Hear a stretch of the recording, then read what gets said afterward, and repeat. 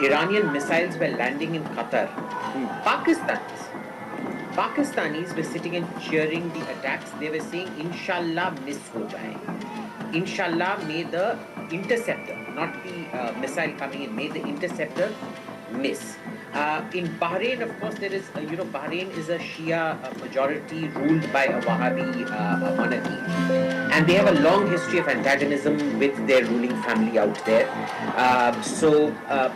In Bahrain, it is more understandable.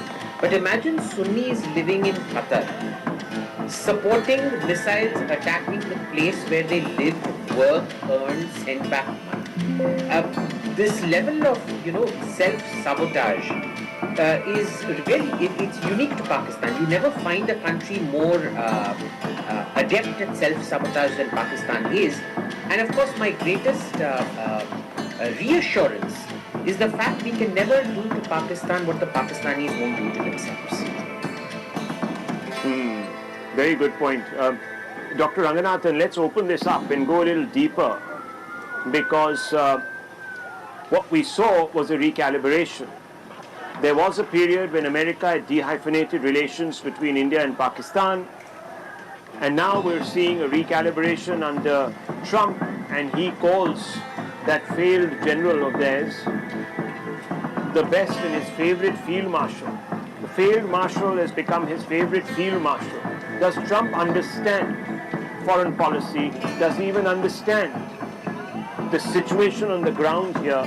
Does he even know what he's up against in Pakistan? And I just written a piece a few days ago cautioning Sergio Gore, the US ambassador, saying don't make the mistakes of the past. And I said I've written an open letter and it went viral. So I want you to comment on this, because this is something which I think the Americans deserve to know, discover for themselves. A couple of points are there. You know, when that rogue Kissinger said that to be America's enemy is dangerous, but to be America's friend is fatal, I think he can also include Pakistan in there. And I think Trump, there are two ways of looking at it. One, Trump was wholly ignorant about the history of Pakistan and the way Pakistan behaves. Or two, he knew exactly how Pakistan behaves. And I'm inclined to believe, I think the latter, because Pakistan, let's take it, is a vassal state, is at the beck and call of America. And any state that is in that situation, it is up to America to dictate what goes on internally inside Pakistan, because they know very well they control everything that Pakistan is going to do externally. So, রান্না করতে লাগবে শুধু রাঁধুনি ready mix মুরগির মাংসের মশলা heightened than anywhere else, any other US consulate around the world, and they let the mob in. You have to accept the fact that this is all premeditated, that this has been done in consultation with the states. What could be the repercussions of this? Number one, America is trying to assuage the situation, maybe put pressure to, as I said, it is in America's complete interest to end this war as soon as possible. In their interest, they will go all out to do that. They are petrified of body bags, and then the entire insinuation of Epstein will, it's already bubbling in the American Washington circle that all this has been done like what Clinton did, years ago in Somalia. So, to kind of put that at bay, America is trying at least 3 or 4 things.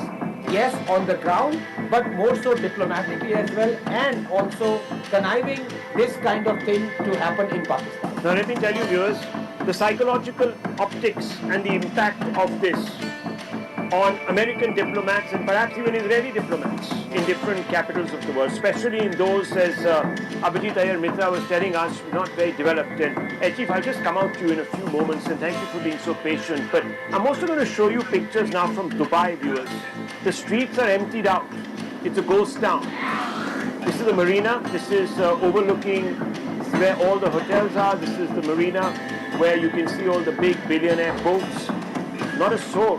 You can only hear the crows and a couple of birds chirping in the background. This is a psychological impact. This is a city that aspired towards a glitzy modernism, a reinvention away from the oil economy, brought to an absolute halt because of this particular conflict and Iran's very targeted, specific strikes on some of these Gulf states.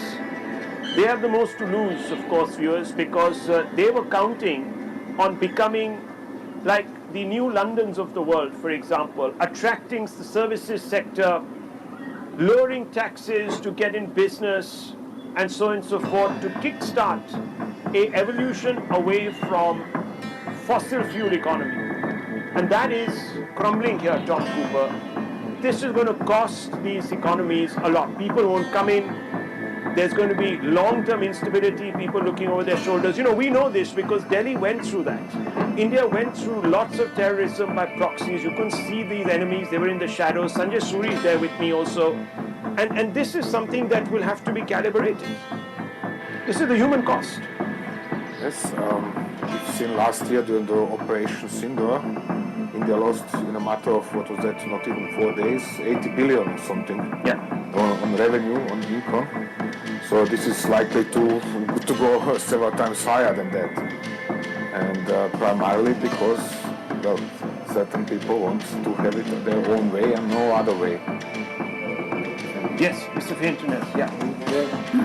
Speaking from the perspective of the Qatari, Emirati and Saudi also, I think it is a very important shift because they were allied to the US and they were relying to the US for protecting their best interests.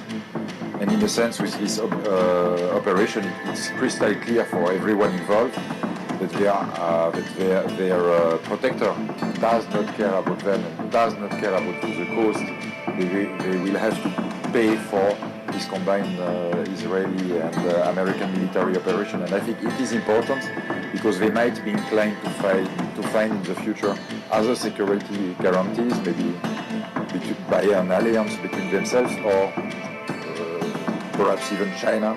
Mm-hmm. Okay, let me just go straight across to Sanjay Suri. 1 second, doctor. I'm just going to come back to you in 30 seconds. Sanjay Suri, a simple and straightforward question. I know that you will have restrictions upon you. You can't be speaking about, obviously, the security situation in Israel. I know there is a code, so I'm not even going to take you there. But I'm going to ask you a specific question or two. Why has Iran attacked everyone in the Gulf but Oman? What's happening there in the backdrop?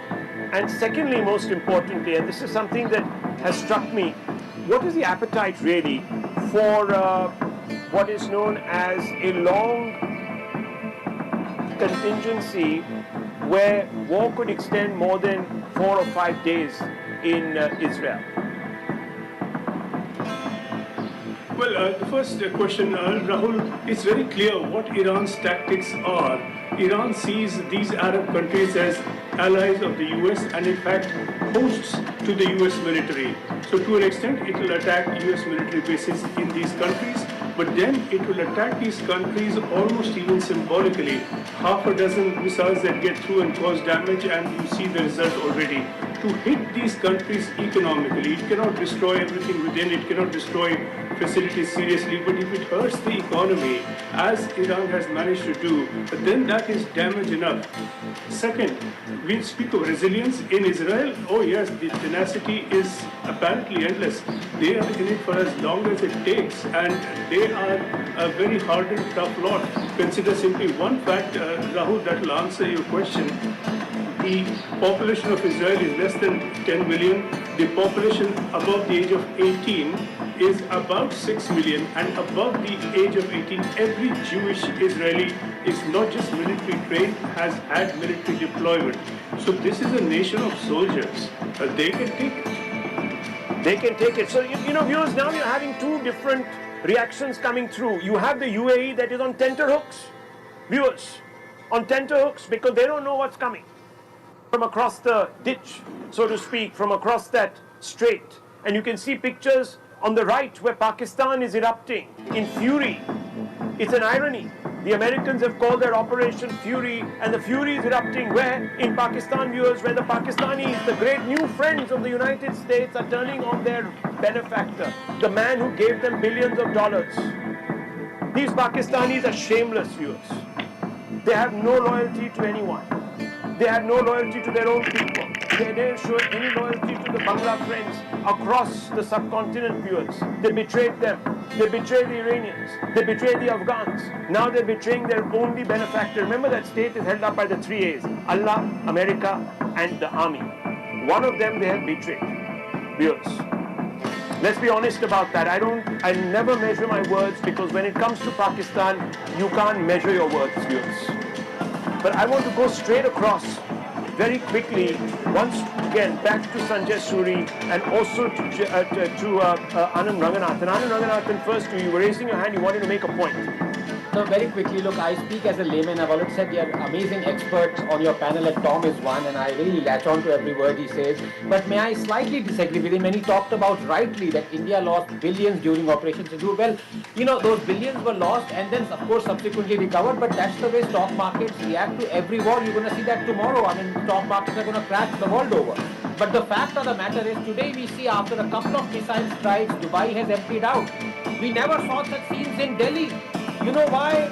Because we have our own indigenous Akash defense system to thank for, and Dr. Ramarao, he constructed something on shoestring budget. That constructed 664 missiles and Pakistani drones in a neutralization rate of 99.4%.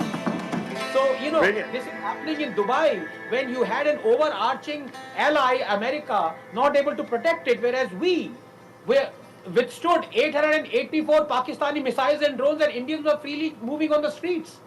Well, Air Marshal is here with us, and Air Marshal is also going to give his little input. So, Air Marshal, you keep sitting there, please. I'm just going to ask you a couple of questions. How is this happening? How are all these Gulf states that thought that they were very secure under the American-Israeli umbrella getting reminders every so often, every couple or 3 hours, that they're not safe?